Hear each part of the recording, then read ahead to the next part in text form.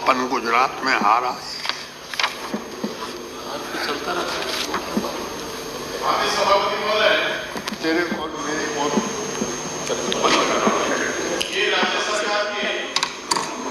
Budget पर आपने बोलने का अवसर दिया, इसके लिए बहुत बहुत आभार व्यक्त करता हूं। माननीय सभापति महोदय, पांचों बजट में मेरे विधानसभा क्षेत्र मावली, उसका 2019 के बजट में एक बार नाम आया था, और वो भी आया था कि राजस्थान में कॉलेज के 12 भवन बनेंगे, जिसमें मावली भी था। 19 खत्म हो गया, कोई भवन नहीं बना। 20 में आया कॉलेजों में 350 कमरे बनेंगे, कुछ नहीं हुआ।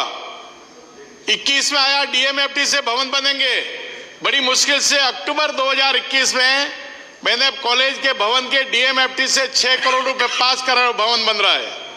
माननीय सभापति महोदय, मेरा निवेदन है, बजट में माननीय मुख्यमंत्री जी की पीड़ा मैं समझ सकता हूं, क्योंकि लोकसभा चुनाव में उनके खुद के वार्ड में कांग्रेस हार गई।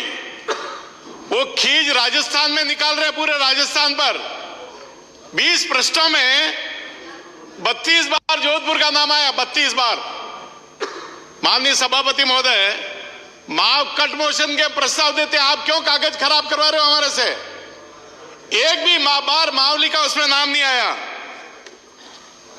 माननीय कल्ला साहब विराजमान है, मैं तुलसीदास जी के कहा जो निवेदन करता हूं, माननीय मुख्यमंत्री जी से न्याय की उम्मीद है। मुखिया मुख सो चाहिए, खान पान में एक, सकल अंग पालन करे तुलसी सहित विवेक। ऐसा हमारा और मुखिया होनी चाहिए।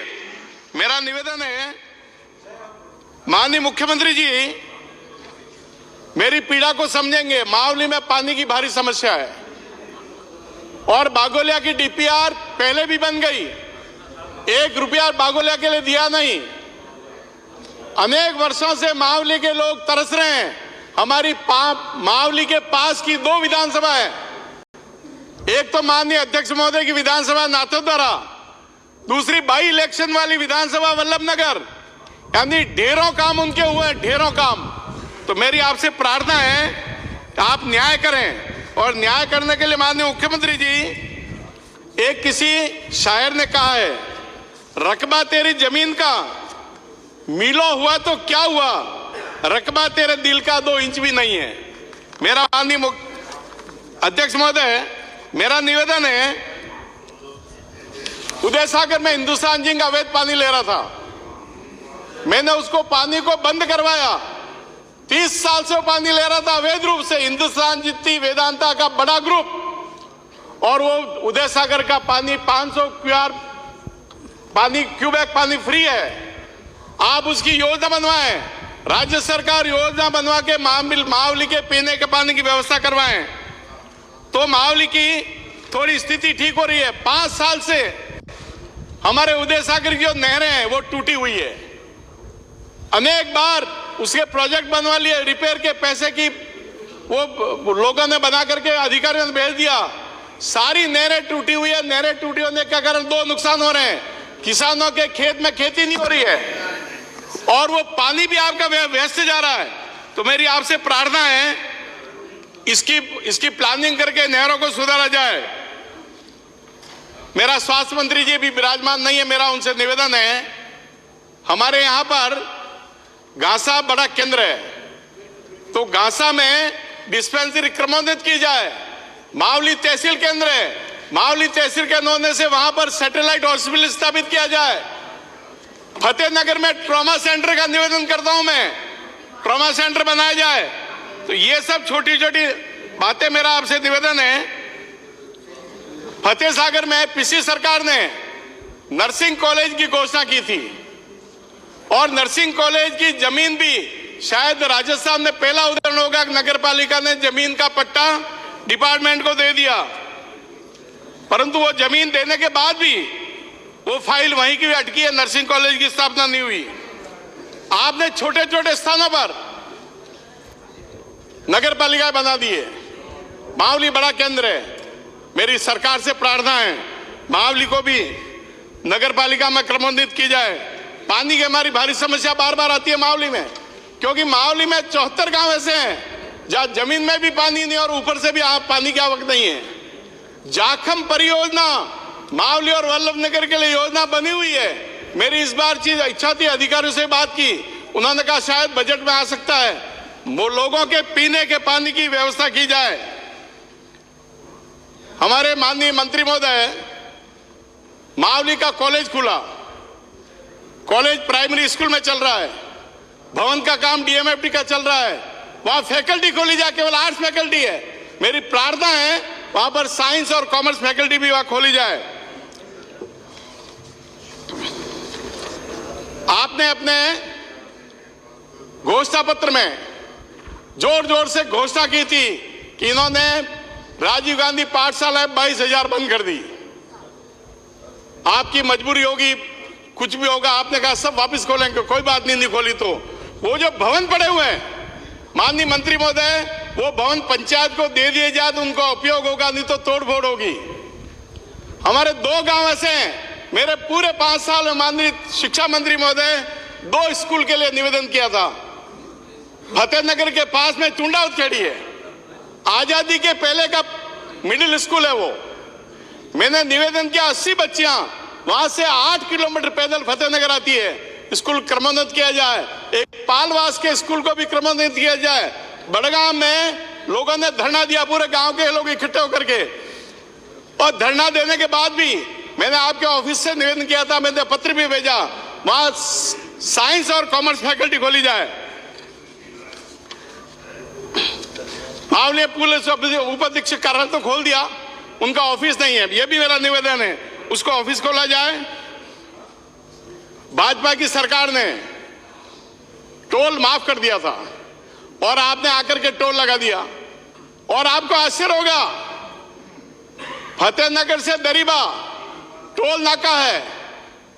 माननीय सभापति महोदय, आपके माध्यम से सरकार से निवेदन करना चाहता हूं, टोल नाके का टोल वसूली का समय 8 महीने पहले खत्म हो गया, अभी भी वहां पर टोल वसूला जा रहा है। ये सरकार की अकर्मण्यता है।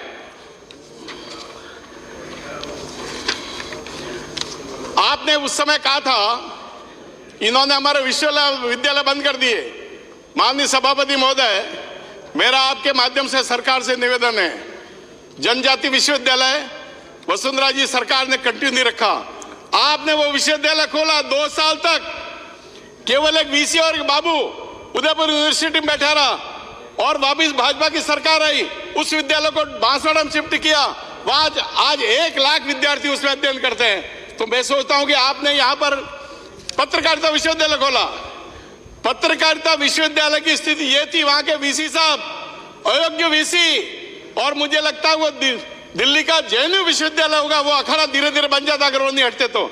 ये मैंने ऑब्जेक्शन किया था पिछली बार भी, उसका समाधान आपने कर दिया। माननीय सभापति महोदय, माननीय मुख्यमंत्री जी जोर जोर से चिल्लाते हैं, मानगढ़ धाम को प्रधानमंत्री ने राष्ट्रीय स्मारक घोषित नहीं किया। अरे 50 साल आपका राज रहा है, आपने क्या किया 50 साल में? करते थे मानगढ़ धाम को राष्ट्रीय स्मारक, आपको किसे मना किया? वेणेश्वर धाम को डेवलप किया, मातृकुंडी, और तो मुख्यमंत्री जी मातृकुंडिया गए कॉरिडोर के लिए, वहां पर घोषणा की कि मैं कपासन की मस्जिद को 2 करोड़ रुपए देता हूं। यह मुख्यमंत्री की घोषणा। वहां पर एक ओसिया के माननीय विधायक ने पंडित नेहरू जी का नाम लिया था। पंडित नेहरू जी ने जेल भोगी, मुझे अच्छी प्रकार से पता है, जेल भोगी। उनके पीए थे वहां स्टाफ था अंदर, और भारतीय खोज किताब लिख रहे थे वो वहां। जेल उन्होंने भोगी, सावरकर जी जैसे ने, जिन्होंने 12 साल जेल भोगने के बाद कोल्हू के बैल की तरह हके वो। तो मेरी प्रार्थना है, और पंडित नेहरू जी का जहां तक सवाल है, वो आजादी के बाद प्रधानमंत्री नहीं बने हैं, वो प्रधानमंत्री बने सितंबर 1946 को, और किसके अंतर्गत? यूनियन जैक झंडे के नीचे, और अंग्रेज अधिकारी ने उनको शपथ दिलाई। ये इतिहास का रिकॉर्ड मेरे अपनी तरफ से नहीं बोल रहा हूं। माननीय सभापति महोदय, मेरी एक और निवेदन है। Thank you very much.